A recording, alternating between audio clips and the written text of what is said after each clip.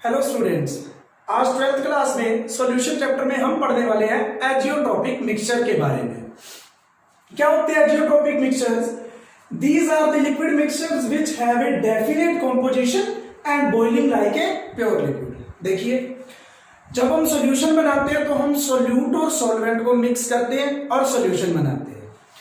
अगर हम उस सॉल्यूशन को बॉयल करें और वो एक प्योर लिक्विड की तरह बॉयल हो तो उसको हम कह देते हैं कि वो है एजियोट्रोपिक लिक्विड या एजियोट्रोपिक मिक्सचर। मतलब ऐसे लगे कि वो सॉल्यूशन को नहीं बॉयल कर रहे हैं, हम एक सॉल्वेंट को ही बॉयल कर रहे हैं, सिंपल एक लिक्विड को बॉयल कर रहे हैं, जबकि कंपोनेंट तो उसके अंदर दो है। उसको हम कह देते हैं एजियोट्रोपिक मिक्सचर। सेकेंड है, on boiling these liquid mixture produce vapours with same composition as the liquids and boil at a constant temperature.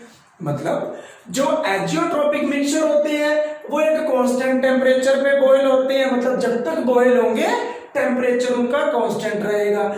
उसके बाद जब वेपर्स बनेंगे, जब वो बॉयल होना स्टार्ट हो जाएंगे और वेपर बनेंगे, और वेपर के अंदर भी सोल्यूट और सॉल्वेंट के कंपोनेंट तो होंगे, उनकी कंपोजिशन, उनका अमाउंट, उनकी परसेंटेज, उनका रेशो सब कुछ सेम होगा एज दैट ऑफ लिक्विड। जैसा लिक्विड में है वैसा ही वेपर में कंपोजिशन होगा अगर वो एजियोट्रोपिक मिक्सचर है तो।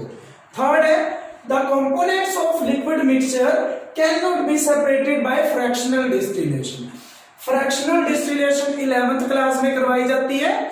क्या होती है? इससे हम टू लिक्विड्स को सेपरेट कर सकते हैं सिंपल बॉइलिंग करके। फ्लास्क के अंदर वो उसके जो वेपर्स बनते हैं उनको हम कंडेंस कर लेते हैं। दो लिक्विड है जिसका बॉइलिंग पॉइंट कम होगा, वो जल्दी बॉयल हो जाएगा, उसके वेपर बनेंगे, दूसरी साइड पे आप कंडेंस कर लेंगे और जो पीछे लिक्विड बचा रह जाएगा वो सेपरेट हो जाएगा दूसरे से।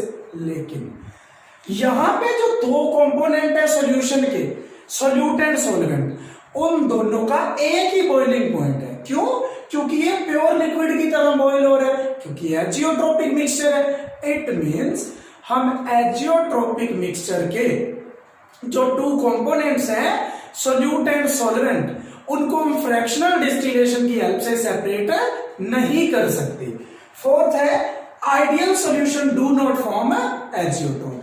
आइडियल सॉल्यूशन क्या होते हैं? जो राउट्स लॉ को फॉलो करते हैं, वो एजियोट्रोप नहीं बनाते। तो एजियोट्रोप कौन बनाते हैं? Non ideal solution. अब non ideal solution two types के थे, non ideal solution showing positive deviation and non ideal solution showing negative deviation. तो उसके बेस पे एजियोट्रोप भी टू टाइप्स का हुआ, minimum boiling point azeotrope and maximum boiling point azeotrope. तो ये बात करते हैं हम first type of azeotrope, that is minimum boiling azeotrope. देखिए, shown by non ideal solution having positive deviation. Non ideal solution तो शो करते हैं, लेकिन कौन से? जिनकी राउल्ट्स लॉ से पॉजिटिव डेविएशन है, वो इस टाइप के एजियोट्रोप को शो करते हैं। Next, boiling point of solution that is mixture is less than the components. अपन इसको एक एग्जांपल के थ्रू समझते हैं। एक कंपोनेंट है वाटर, दूसरा कंपोनेंट है इथाइल अल्कोहल। हमने इन दोनों को मिक्स करके एक सॉल्यूशन बनाया है, हम उसको लिक्विड लिक्विड मिक्सचर कह सकते हैं। बॉइलिंग पॉइंट प्योर वाटर का है 373 केल्विन। अगर आप डिग्री सेल्सियस में बनाओगे तो 100 डिग्री सेल्सियस हो जाता है। मतलब डिग्री सेल्सियस को केल्विन में कन्वर्ट करना हो तो आप उसमें 273.15 ऐड कर देते हो। यहां मैंने 0.15 नहीं लिखा है। प्योर वाटर का 373 केल्विन है। प्योर इथेनॉल का है, ये C2H5OH है, इथेनॉल 351.5 केल्विन।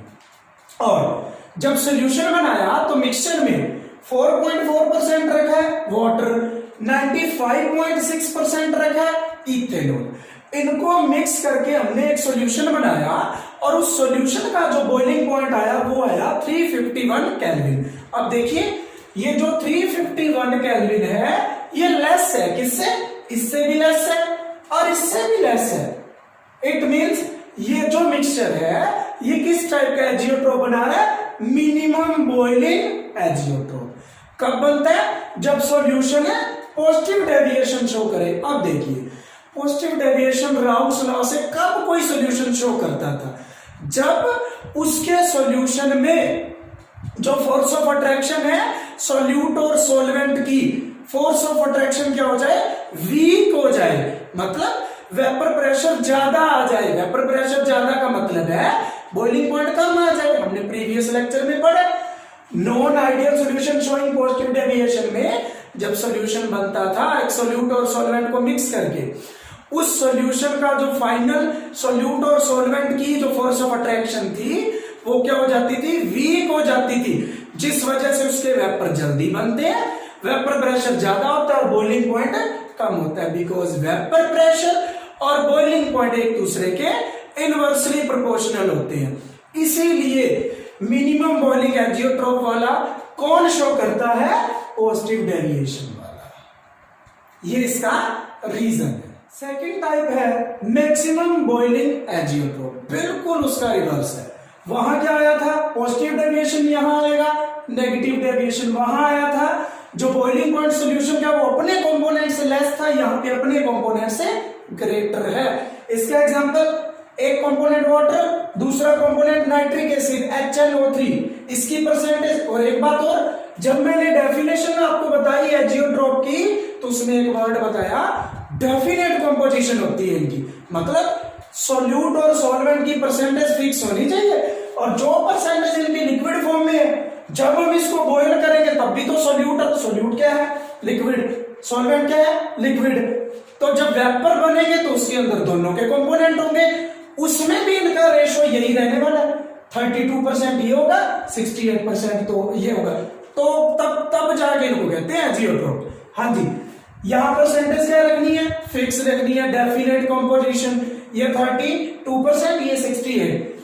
प्योर वाटर का 373 केल्विन, प्योर HNO3 का 359 केल्विन।